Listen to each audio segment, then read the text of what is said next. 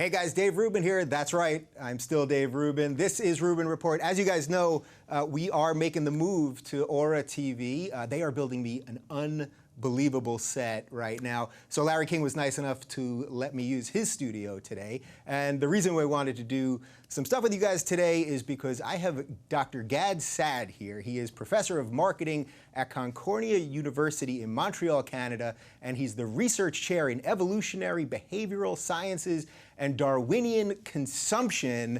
I normally don't use a teleprompter, but I needed it for that. Gad, how are you? Very good. Yourself? Good, good. First off, Gad Saad, how was my pronunciation of your last name? It's Arabic, am I? It is Arabic. Well, Gad is a Hebrew name. Okay. And Saad is an Arabic name.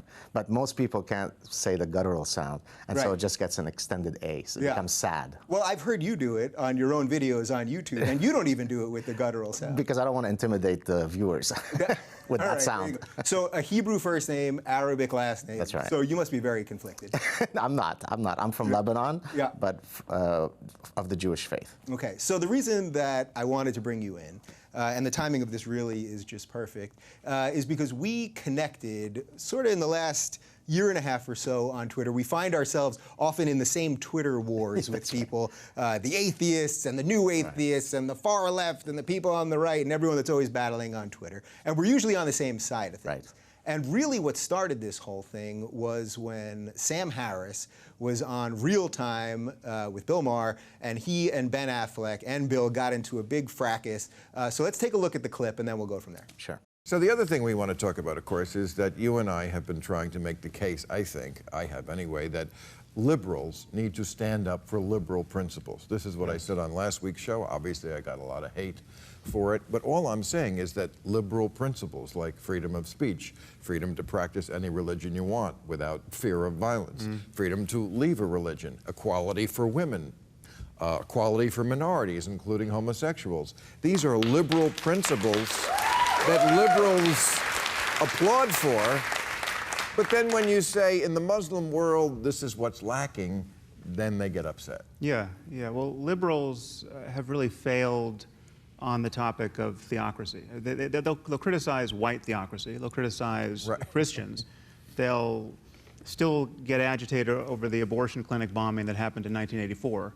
But when you want to talk about the treatment of women and homosexuals and free thinkers and public intellectuals in the Muslim world, I would argue that liberals have failed us. And the crucial point of confusion, thank you. Thank God you're here. Yeah.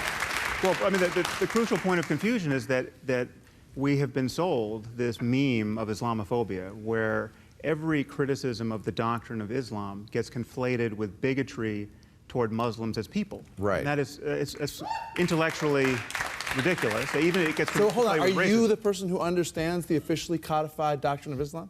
You're the interpreter of that, so you can say, well, this is... I'm actually well educated on this topic. I'm asking you. So you're saying if I criticize you're saying that Islamophobia is not a real thing. That if you're critical of something... Well, it's not a real thing when we do it. Right. Well, no, it really isn't. I'm not denying that certain people are bigoted against Muslims as people, and that's a problem. Big of you. But why are you so hostile about this Because it's gross. It's racist. It's not. But it's so nuts. It's like saying those stateless, shifty Jew. You're not listening Absolutely to not. what we are saying. You guys are saying if you want to be liberals, believe in liberal principles like freedom of speech, like you know, we are endowed by our forefathers with an inalienable rights, like all men are created equal. Ben, we have to be able to criticize bad ideas.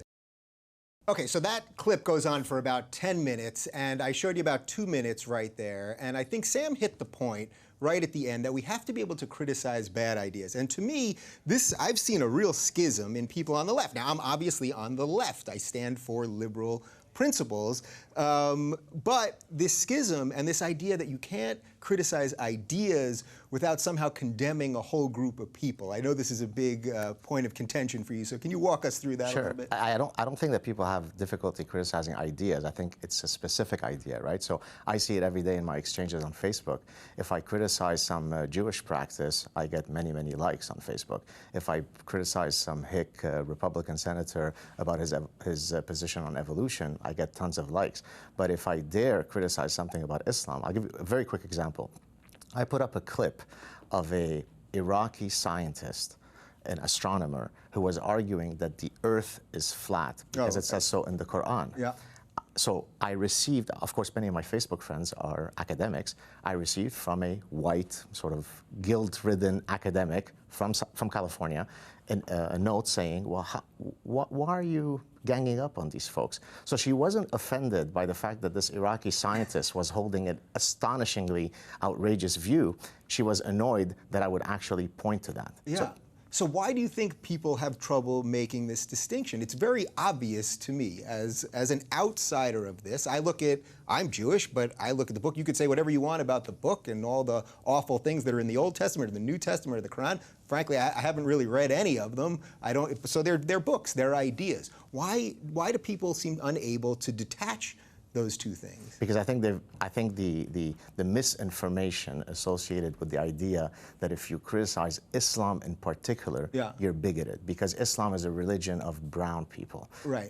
And so therefore, they're simply unable to decouple the criticism of a set of tenets from the people who may practice those tenets. Right. So to me, Bill Maher sort of hit maybe the bigger point here, which is that for people on the left, for liberals, we have to stand up consistently for liberal principles, which is certainly what I try to do. I stand up for women's rights and gay rights and freedom of religion and economic equality and all of those things. So is this where liberals have really failed? And the way they fail is by invoking cultural and moral relativism, right? So who are we to judge that women in some faraway land, their clitorises are being cut, right? Who are we to impose our cultural hegemony on other folks? And so this is how they're able to still be liberal and yet not criticize these one particular sets of beliefs by invoking cultural relativism. Right. So there's a real disconnect in reality there, because in a weird way, liberals should be the most for helping these people, right? Because these are the principles they believe in.